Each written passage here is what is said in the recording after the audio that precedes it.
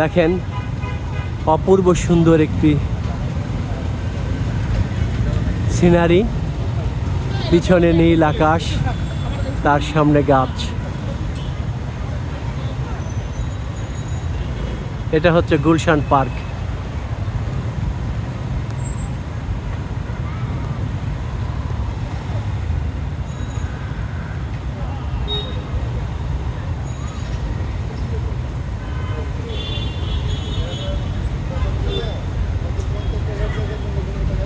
এটা Wonderland park ছিল, কিন্তু ওয়ান্ডারল্যান্ড পার্কটা এখান থেকে উঠিয়ে দিয়েছে, কারণ খুব কাছেই আজাদ মসজিদ।